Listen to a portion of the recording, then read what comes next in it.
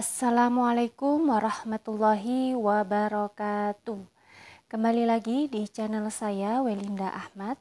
Apa kabar Anda semuanya? Semoga Anda selalu dalam keadaan sehat walafiat dan dilancarkan segala urusannya serta dimudahkan rezekinya. Nah, di video kali ini saya akan membahas tentang kabar buruk bagi KPM PKH, BPNT maupun BST di tengah-tengah kabar pencairan di bulan Juli ini tahun 2021 ini.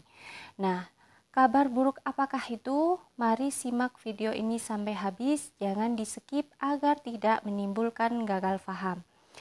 Dan bagi Anda yang baru bergabung di channel ini, saya ucapkan selamat datang dan terima kasih.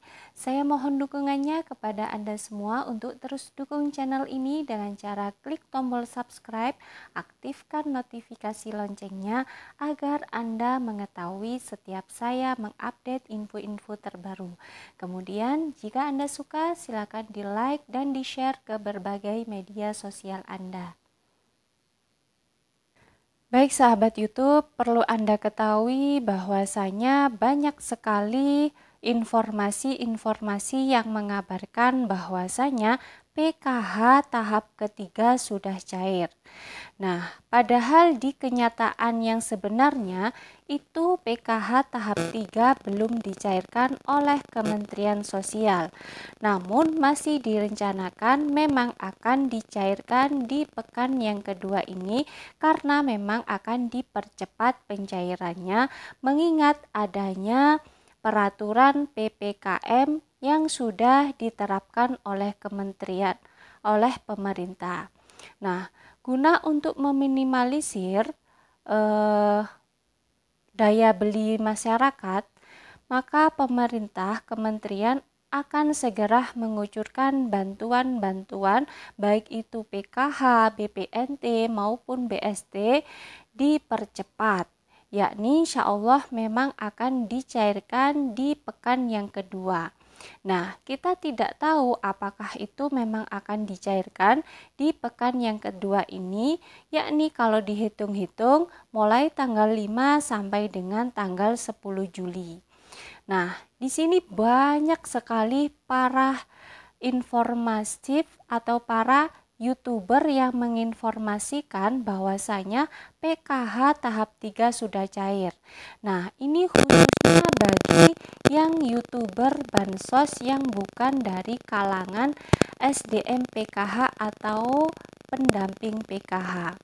Maka dari itu, hasilnya para KPM itu mudah percaya tentang informasi-informasi dari YouTube yang diberikan oleh selain PKH.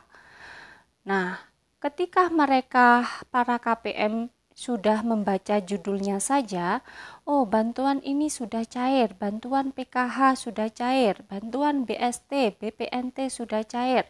Nah, mereka itu langsung berbondong-bondong ke ATM, sehingga di sana ketika dicek ternyata bantuannya masih zonk atau masih kosong belum diisi oleh pemerintah. Nah, makanya para KPM sebelum datang ke ATM, sebelum mengecek itu tanyakan dulu kepada pendamping PKH-nya apakah benar-benar sudah cair bantuannya atau masih belum. Jangan langsung percaya kepada berita-berita yang ada di YouTube, khususnya yang bukan dari kalangan pendamping PKH. Karena yang tahu informasinya itu adalah pendamping PKH, karena pendamping PKH itu langsung dapat informasi dari Kementerian Sosial. Karena memang sudah ada jajarannya, sudah ada tingkatan-tingkatannya. Nanti dari Kementerian Sosial mengabarkan kepada pendamping mengabarkan kepada KPM. Nah, Anda semua yang merasa jadi KPM itu maka harus mempercayai kepada pendampingnya. Jangan mempercayai kepada YouTube atau orang-orang yang bukan dari kalangan Kementerian Sosial. Jadi, apabila ada berita hoaks menyebar, Anda sebagai KPM PKH itu bisa meneliti atau bisa memilah-milah mana yang benar-benar beritanya ini fakta atau beritanya ini hanya hoaks atau bohong.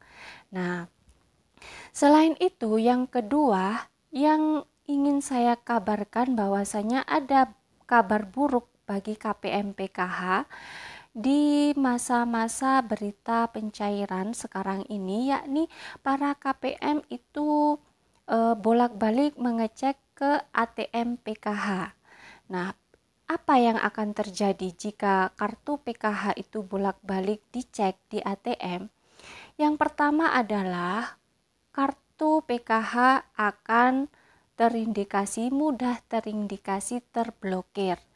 Artinya, kalau Anda sampai salah memasukkan PIN sebanyak 3 kali, maka kartu PKH Anda secara otomatis akan terblokir. Nah, ini kabar buruk yang pertama. Kalau sudah terblokir kartu Anda, maka kartu Anda sudah tidak bisa digunakan lagi. Harus dibenahi ke banknya masing-masing. Misalkan kalau kartu itu dari Bank BTN, maka harus dibenahi di Bank BTN. Kalau kartu itu dari Bank BNI atau Bank BRI atau Bank Mandiri, maka ya harus dibenahi di banknya masing-masing. Nah, itu butuh proses lama, tidak 1 hari 2 hari jadi. Harus menunggu berbulan-bulan, harus menunggu dipanggil apabila sudah jadi. Kalau sudah jadi ya diam. Para KPM PKH hanya bisa menunggu. Nah, itu akibat dari KPM PKH yang tidak sabar menunggu informasi dari pendamping PKH-nya masing-masing, atau dari informasi dari YouTube yang diberikan oleh pendamping asli PKH, bukan dari yang lainnya. Maka dari itu, saya himbau kepada Anda semua, para KPM PKH, BPNT maupun BST, harap cerdas dalam memilih informasi tentang pencairan bantuan sosial apapun. Yang kedua, kabar terburuk, jika dilakukan pengecekan ATM berulang-ulang di mesin ATM, Anda akan mengeluarkan biaya. Yang pertama, waktu dan energi harus bolak-balik ke ATM atau ke agen.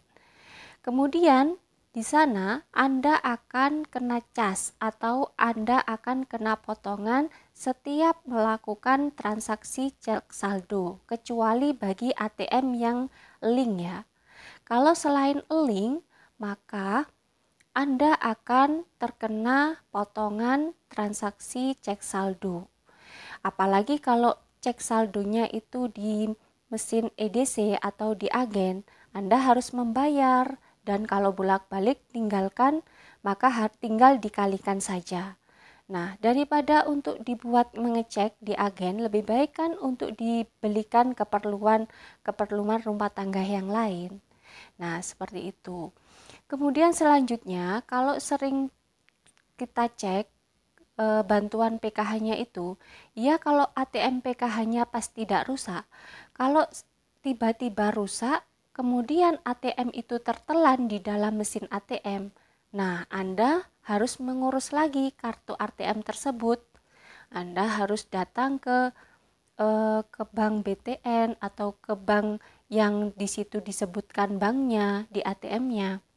Harus mengurus surat kehilangan di kantor polisi, kemudian diserahkan, harus memenuhi surat-surat kehilangan apapun dari pendamping PKH-nya. Nah, itu sangatlah rumit. Jadi, saya menghimbau atau saya menyarankan kepada Anda semua, jangan terlalu gegabah untuk mengecek ATM PKH-nya, baik PKH maupun BPNT maupun BST. Bersabarlah sampai pendamping PKH-nya itu akan mengumumkan siapa saja yang cair di tahap yang ketiga nanti. Karena pendamping PKH yang memegang surat pencairan dana PKH, BPNT maupun BST. Khususnya yang PKH ya. Surat SP2D itu nanti akan dipegang oleh para pendamping PKH. Jadi para pendamping PKH itu tahu siapa yang cair dan tidak cair. Nanti pendamping itulah yang akan memberikan informasi secara aktual atau secara valid kepada Anda semua tanpa berita-berita hoak. Jadi itulah pesan-pesan dari saya.